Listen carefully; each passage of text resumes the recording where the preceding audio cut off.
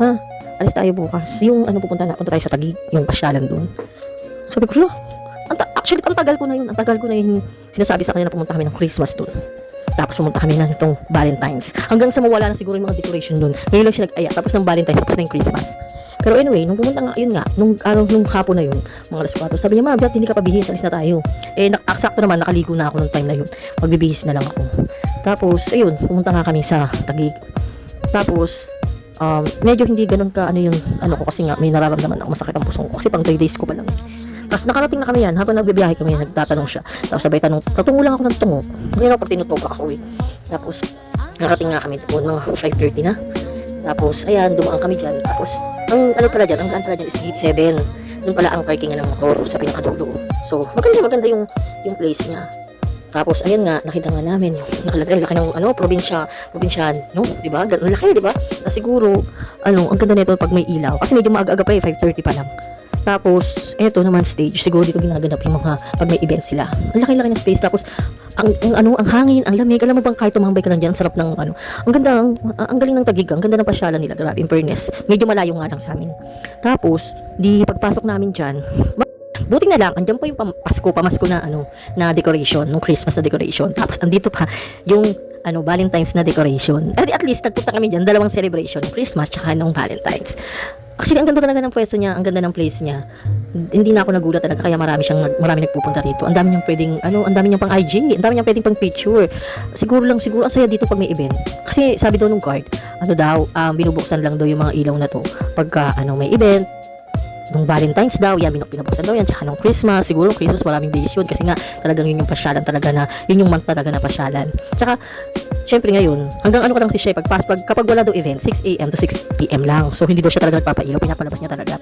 So yun nga, naglibot-libot nga kami dito, ang ganda-ganda ng mga may mga nutcracker, may mga basta, maganda dito pag kasama mo yung mga kids mo.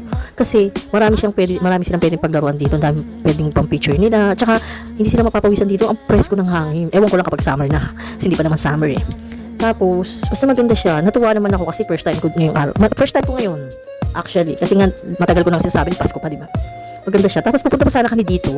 Kaso hindi na daw kasi nga hanggang 6 p.m. Sakto naman. So, at least nakalibot kami 30 minutes. Nakita ko. Gusto nga sana namin mag-food trip dito kasi hindi na kami nakapag-food trip. Gawa ng hanggang wala siyang kainan dito. So, kailangan po talagang lumabas na. So, ngayon, pagka bumalik lang kami sa dati naming pinasukan, kasi andun nga yung motor namin eh. Pero, nabusog naman yung mata ko sa ganda ng, ng place. Maganda siya sa maganda kasi hindi siya tinipid sa decoration eh.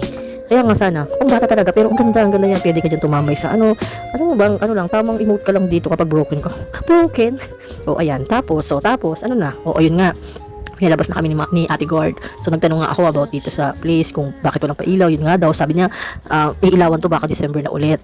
So hihintayin ko yun. Talagang gusto ko kasi makita to na talagang full color tong Taguig na to. Tapos di syempre naghanap na kami ng makakain. Tapos napansin ko dito sa na to, medyo straight talaga siya yung daan niya. Naghahanap na kami ng kakainan namin dyan eh. So yung ibang mga nakamotor doon, yung mga magjojowa, may family din, doon na lang di sila sa nagtambay. Pero alam ko delikado dito. Ang alam ko lang delikado dito pagka umabot ka na ng 10 p.m. Kasi yun, basta kami dire-diretso na kami kasi ang daanan namin papasig na eh. Hindi na kami babalik sa pinanggalingan namin eh. So literal po na mag-road trip kami. So naghanap kami ng makakainan namin hanggang sa may nakita kaming na tusok. Hindi ko naman na-videohan. Kasi nga dito. Wala na sa isip ko, gutom na ako eh. Tapos bumili muna kami ng Spanish kasi nakikita ko sa FI ko to eh.